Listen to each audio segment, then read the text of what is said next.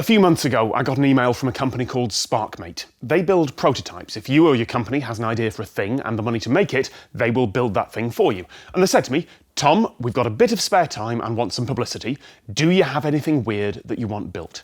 So I looked through the long list of impractical projects that are on my ideas board, and I realised that I could answer a question that I've had since I was very young.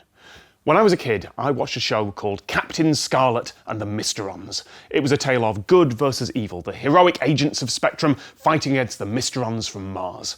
It was made with puppets, the hero character was indestructible, which is a brave narrative choice, and most people remember one thing about it, the weird decision to do big scene transitions like this.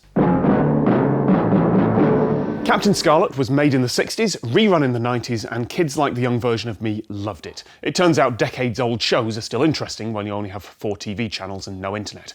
Rewatching it as an adult for this video, first it's now in HD so you can see the puppet strings, and it is brutally violent for a kids show. In the first episode there's blood, death by gunshot, and an alien replicant blowing himself up. And the production didn't shy away from that by cutting to a reaction shot of other characters. The special effects team literally put explosives inside a puppet and blew it up. Wholesome family kids entertainment there. And the plots often make no sense. I tried to summarise the alien plan from that first episode for this script and I just gave up. It makes no sense and it keeps changing. No one in the entire episode, human or alien, acts in any rational way. It's all just an excuse for cool action scenes and explosions. And as a kid, I didn't notice any of the plot holes because there were cool action scenes and explosions. Plus, the futuristic vehicles. The most famous of which was the Spectrum Pursuit Vehicle, the SPV. According to the lore of the show, it weighs 8 tons but also somehow floats. Its top speed is 200 miles an hour and it comes equipped with rocket cannons, ejector seats and a jetpack. Almost every episode, a Spectrum agent would arrive at some apparently normal location and an SPV would be revealed in an overdramatic way. The team at Sparkmate have not made me an SPV. I'd love to have one, but unfortunately this is reality. But there's one other bizarre feature of this thing that always stuck with me as a kid, and it's introduced in that first episode by a couple of lines of dialogue that show just how far voice acting in kids' shows has improved since the 60s. I see you have expert ratings on SPVs. It must be tricky facing backwards and driving by TV monitor. You get used to it. You drive the SPV facing backwards using a screen. In the show, the explanation for that is that it's safer. If you're in a crash, you stand a better chance of survival if you're facing backwards. That's true, there are real-world studies that show that. But from a production perspective, why would you do that? It's not required for the plot, it just looks confusing to have the background going the wrong way. And surely, the characters would get motion sick and confused by how everything's turning. It's such a weird design choice. It even shows up on the toy versions. If you open the doors here, the little action figures are facing backwards. Even as a kid, I thought, surely, that's not a good idea. So Sparkmate have made me a go-kart that's driven backwards using a screen. And that's literally all I know. I gave them that brief, showed them Captain Scarlet episodes, they said, that sounds fun, and now I'm sitting in their office in an industrial park on the outskirts of Paris, about to see the results for the first time, so I can answer the question I've had since I was a kid. You can't actually drive facing backwards, right? Oh, wow! Hope you like it. Wow! This is the SPV, man. That's amazing! So you have whole television monitor there for all the details.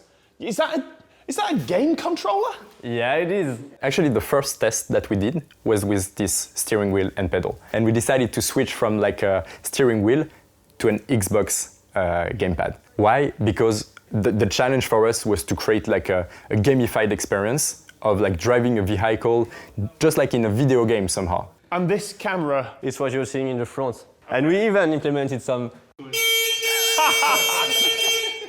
That is annoyingly loud and I love it.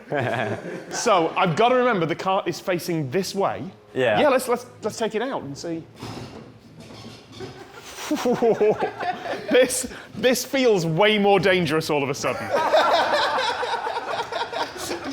I also appreciate that this has like full harness seatbelts. Yeah. Like, I thought we were going to make it a tiny little thing that like I'd sit on and it would go at low speed. What's the top speed on this? In this area, we reached a 40 km per hour, but I guess with a higher distance, wider field, we could reach like 50 something for sure. Wait, what's this for?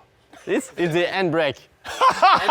emergency brake, you know, because sometimes things can can happen, you know. If in doubt. For example, if Yep. if we lose control or we just lose the controller, brake and Yep. that will be fine. So low speed test in the car park? Yeah, that's fine. High speed test on the track later. Yeah, go for that. Let's do it. So we thought about different positions. We even thought of like driving like laid at the bottom of the cart.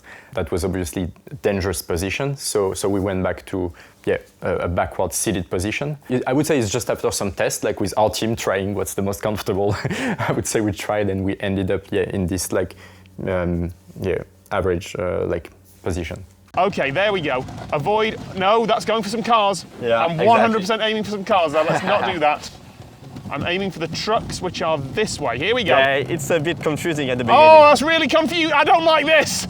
Try to be a bit slower at the beginning because agreed. that's pretty. That's pretty. Yeah. Yeah, that's a bit messing with your mind at It first. really is. So we actually used a very powerful motor, like a powerful servo motor, to control the direction system. And we went through a lot of like iterations and trials and error to configure the system. Also on the mechanical part, like how do we install it, how do we control it so that it's smooth. And that was a tricky part, I would say. But once we had the propulsion system, the direction system, then we were like good to go to have fun. All right, let's go down the road. Okay, I got it. Oh, that's too fast. That's way too fast. Oh, I nearly went the wrong way. I needed to steer away from the van, and I nearly steered into the van. I've got to remember, the monitor... Keep your focus in the monitor. Yeah, the monitor... Oh, that was a drain. I went straight over it. Keep your focus on the monitor. The monitor is all that counts. The minute I start turn left thinking... and- the minute I start thinking about the real world outside the monitor, my brain misfires. I get left and right. Oh, that was a speed bump. I get left and right mixed up. You're driving pretty well. I'm very impressed. Let's bring it to a stop just here. I mean, it's possible, but for someone who hasn't played video games in 15, 20 years, I mean, I can do a lap around here. It's just confusing to get used to it. It's just confusing that the world is going one way, but I have to focus everything on the screen. So the visualization part, we did a lot of iterations, we did a lot of tests, a lot of coding, and as you can imagine, the main problem was latency. So we had to fight. We tried different things, but we always had to fight latency. We thought about drones, VR. We ended up, I think the version that we have right now is using WebRTC. Like from a web browser communicating through socket to an Unreal Engine. That's the most, I would say, advanced we went on the VR part. So I asked the team for a steering wheel, and we have a hastily jury-rigged steering wheel here because it's just a different type of controller, and I have spent way more time with one of these than I have with a game controller. You all ready? All right, let's see how this... We're turning right... Oh, that's nice. Yeah, here we go. That's it, like, oh, okay, yep, okay, right, focus on the screen. Anyone coming? No one coming. Right, so we turn left out of here, slowly here, slow. That's good. Yeah, you've got the sensitivity right now, that's it. All right, here we go. Bit of speed. Focus on the screen. Whoa, whoa! So, what I did there was I turned right when I should have turned left. You okay? You okay? We're just fine, man. We just avoided this chill the good news is that the cart works and it goes at speed. What happened? You were not focused on the screen, no? I was very focused on the screen, and all I needed to do was turn left, and my brain turned right. Wow, that's confusing. Well, I hate to say let's go to the track on that, but we should probably go to the track. Yeah. Because I don't like the fact that we're doing this around cars now. I've got lead foot. I was so confident. Fortunately, nothing bad happened. Yeah, like, you built we a just strong bumped, cart there. We got scared. Yep. And that's it. That's life. You built a strong cart. We're fine. Let's go to the track. Let's go to the track.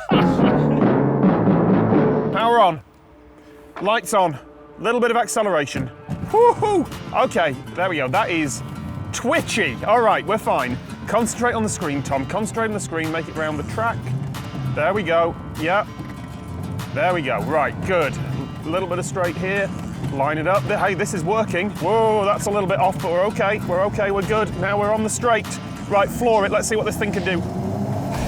Whoa! Okay, that's fine. That's fine. That's fine. Brake. Yes. Yeah, and right around here.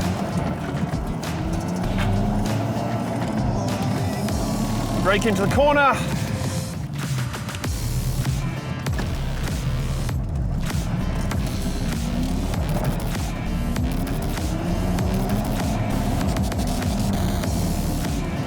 Whoa, that's a strong left turn, but I went the right way.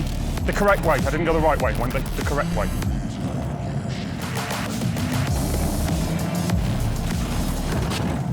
Nearly!